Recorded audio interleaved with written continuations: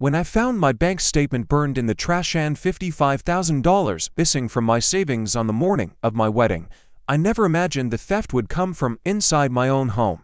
My stepfather and brother thought they were teaching their weak son a lesson about power, but they didn't know my father had already handed me full financial control 6 months earlier. What happened at my wedding reception left 200 guests speechless and changed our family forever. Subscribe to the channel now because you will discover how I turned this betrayal into the sweetest revenge of my life. But before I continue telling my story and how it all happened, tell me in the comments where you're watching from. I'd love to hear where you're from. My name is Daniel, I'm 28 years old, and until 3 months ago, I believed family was sacred. I grew up in a home where my mother remarried when I was 12, and my stepfather, Robert, brought along my half-brother Kevin, 2 years older than me. For years, I was their favorite target. They always called me weak, a dreamer, and told me I'd never be man enough to take care of a family. What they didn't know was that my biological father, a successful businessman, had been quietly grooming me to take over the family business.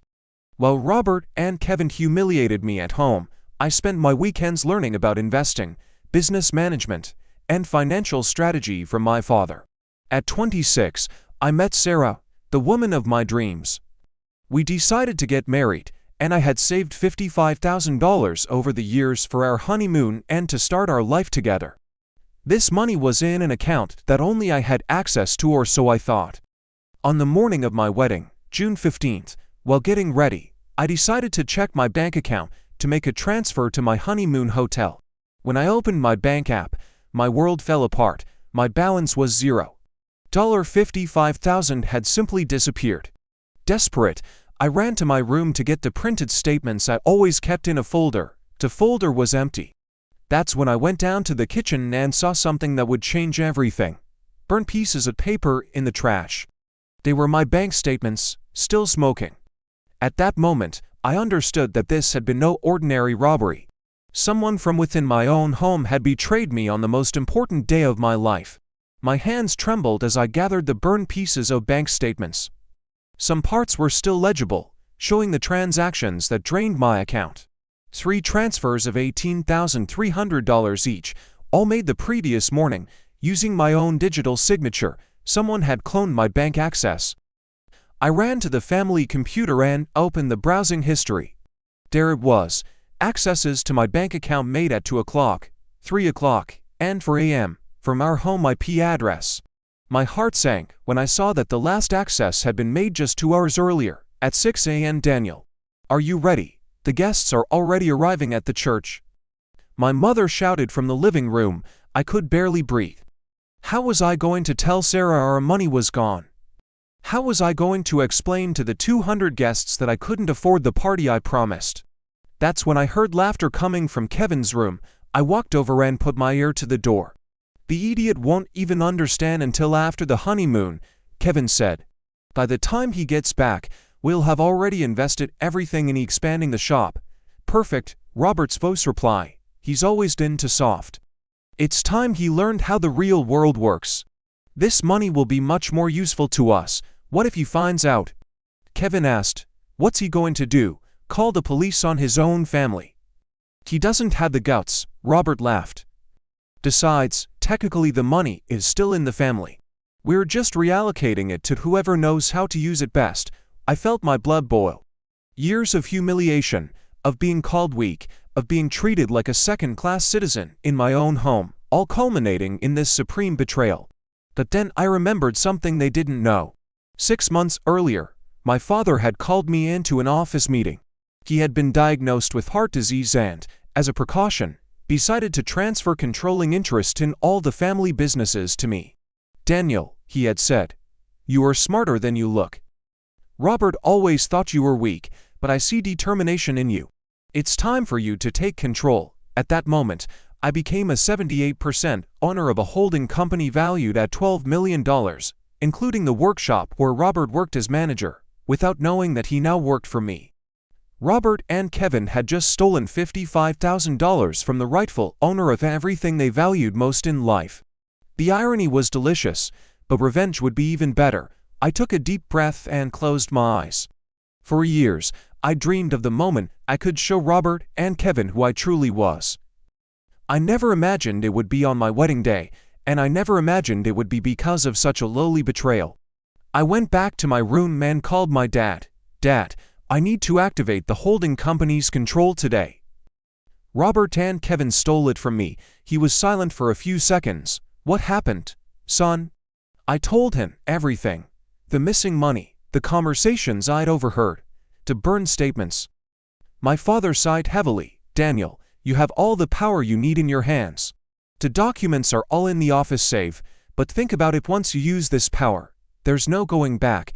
They stole me on my wedding day. Dad, want to teach me about the real world? Go learn, then do what you have to do, but do it right. I hung up and began to devise my plan. The ceremony would be at 2 p.m., followed by the reception at 7 p.m. I had plenty of time to get everything in motion. First, I called Marcus, my lawyer and childhood friend, who was also one of the godparents. Marcus, I need you to bring some documents to the party tonight. I'll need witnesses for a revelation. Daniel, man, it's your wedding. Are you sure you want to do this today? I've never been so sure of anything in my life. Next, I called Sarah. She was at the salon getting ready, but she needed to know the truth. Honey, something serious has happened. Robert and Kevin stole our honeymoon money. Sarah was shocked. What do you mean they stole it? I quickly explained everything. She was silent for a few minutes before speaking. Daniel, I'm not marrying you for the money. We'll get married no matter what, even if it's over sandwiches at the reception. At that moment, I knew I had chosen the right woman. Honey, don't worry, they'll give you back every penny, with interest. What are you planning? You'll see tonight. Just trust me.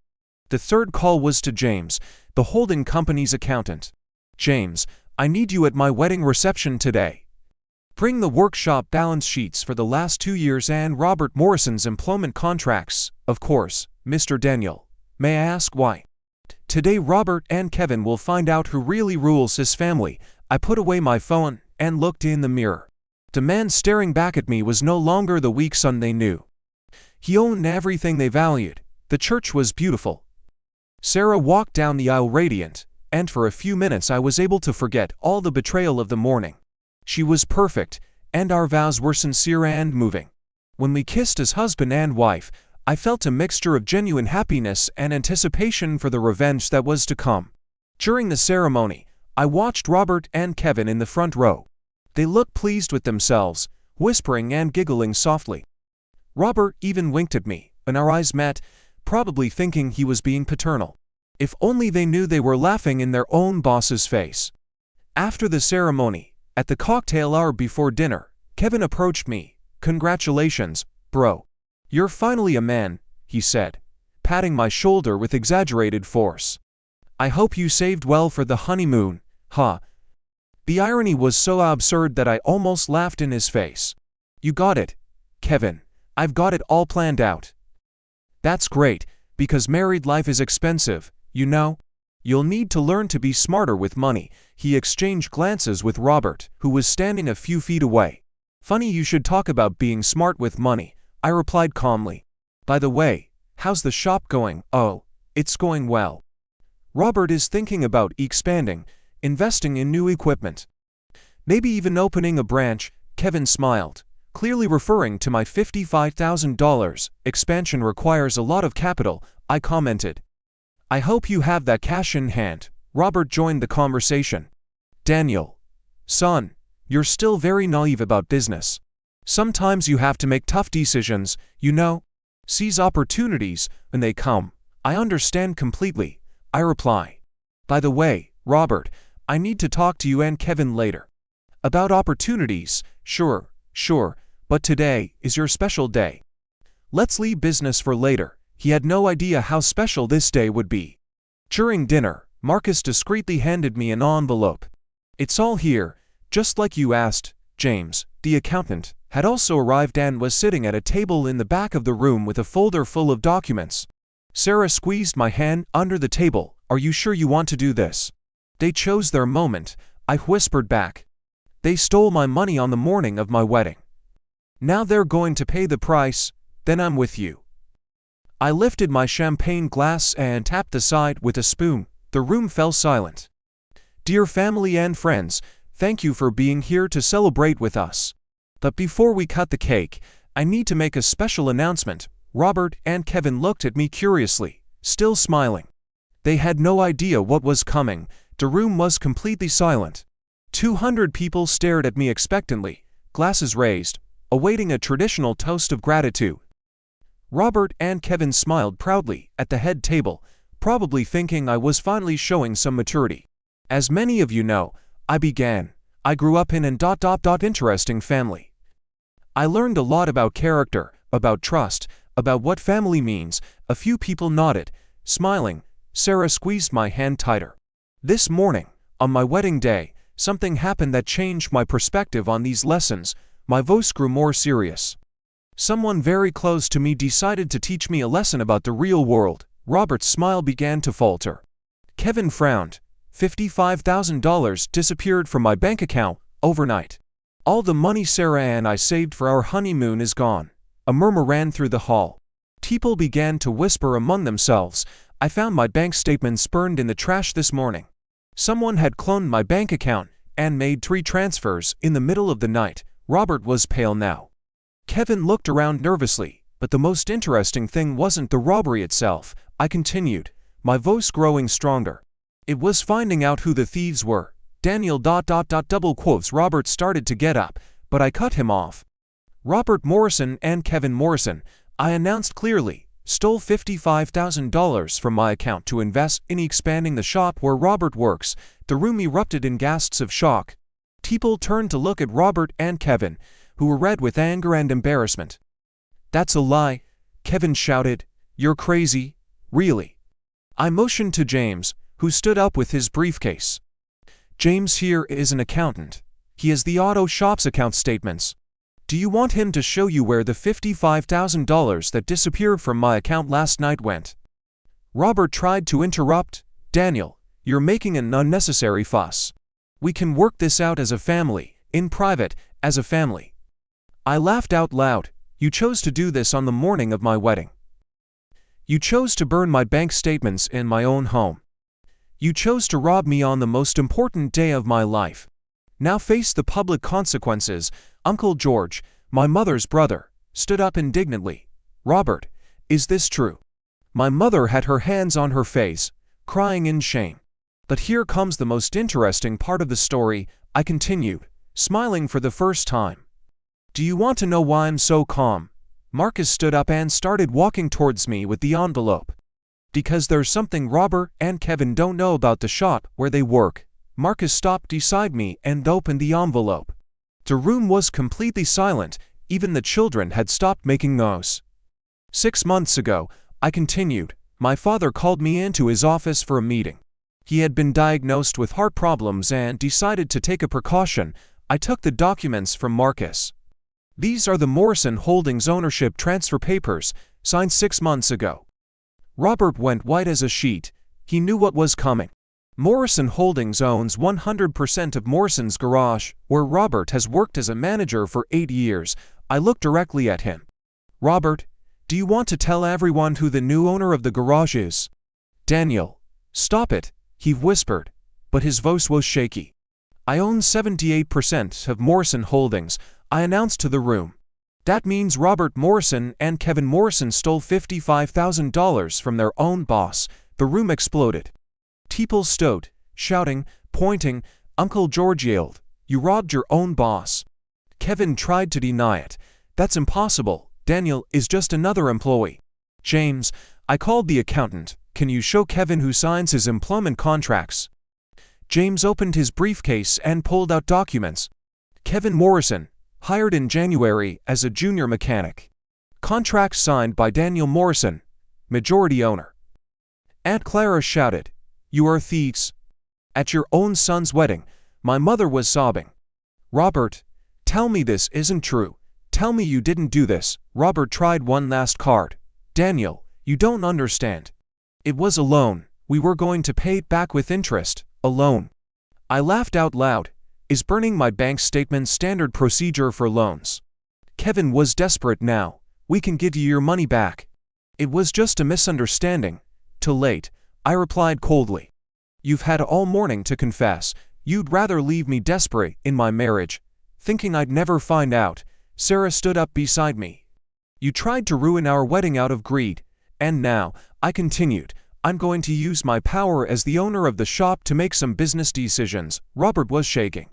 Daniel, please, think about your mother. Think about family. I thought of family this morning. I found my money stolen. I reply, you should have thought of it before. I paused dramatically, looking at the shocked faces of all the guests. Robert Morrison, you are fired. Kevin Morrison, you are also fired. Effective immediately, the room erupted again. Robert slumped in his chair, defeated. Kevin yelled, you can't do this. I can, and I just did, but I wasn't done yet. Robert tried to get up, but his legs gave out. Kevin was yelling that this couldn't be right, that I had no right to do this. James, I called again, can you explain to Kevin the rights of the majority owner? As the owner of 78% of the stock, James explained calmly, Daniel has complete power over hiring, firing, and strategic direction decisions of the company. This can't be legal. Kevin yelled, there has to be advance notice. There's notice, I replied calmly.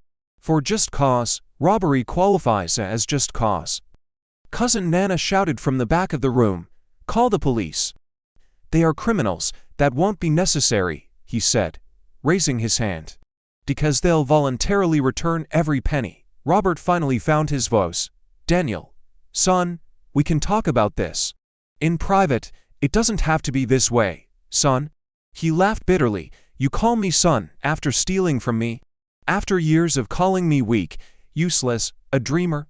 My mother stood up, tears streaming down her face. Daniel, please. Think of our family, Mom, he said gently. I love you. But Robert chose to teach me a lesson about power. Now he will learn a lesson about consequences. Kevin tried a different approach. Daniel, we're brothers.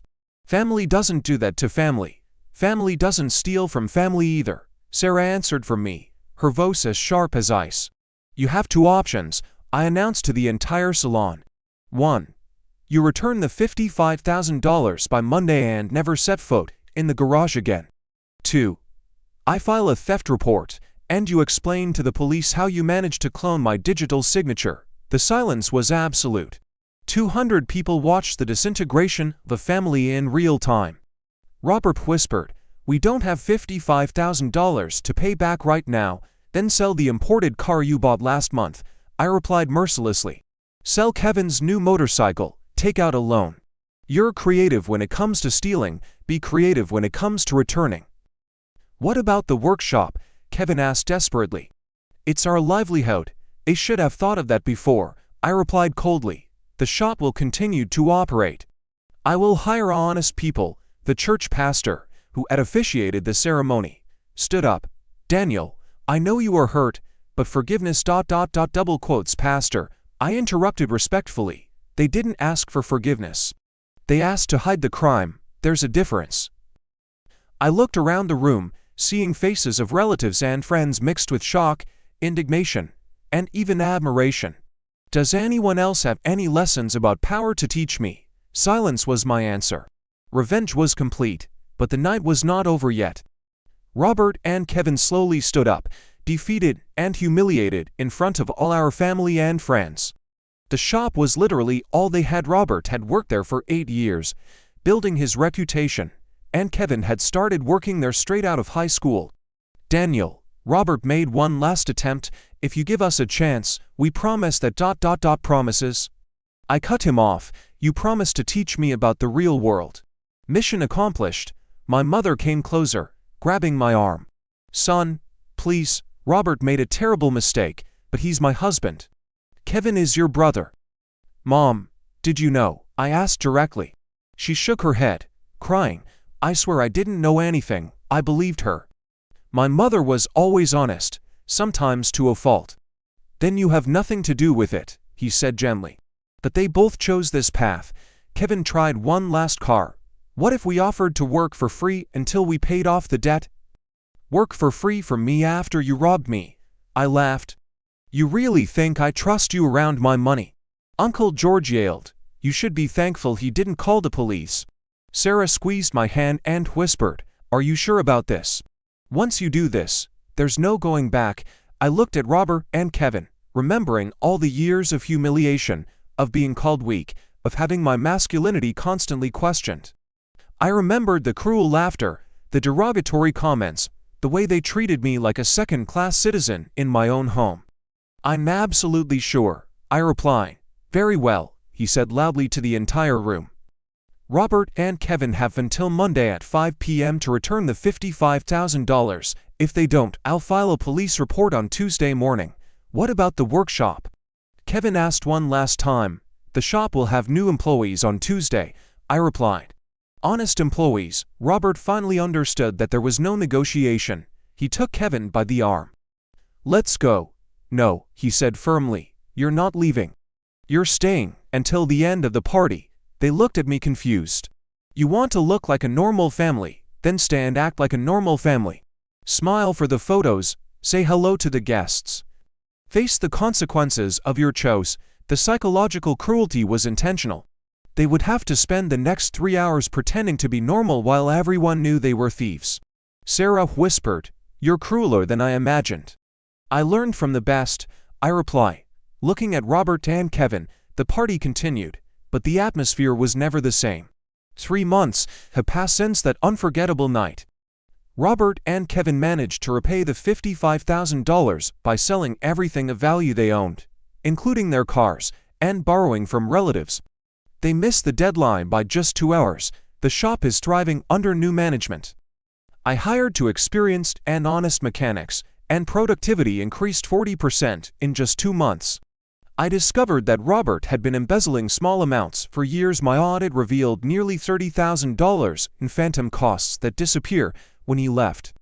My mother divorced Robert 6 weeks after the wedding. She said she couldn't look at him without remembering the humiliation she endured that night. Robert moved to another state, and Kevin went to work at a body shop as a regular employee. Sarah and I honeymooned in the Caribbean 3 months later, with our money back and much more peace of mind. Our relationship grew even stronger after weathering this crisis together. If you enjoyed this story and want to hear more like it, please subscribe to the channel. It would be an honor to have you here.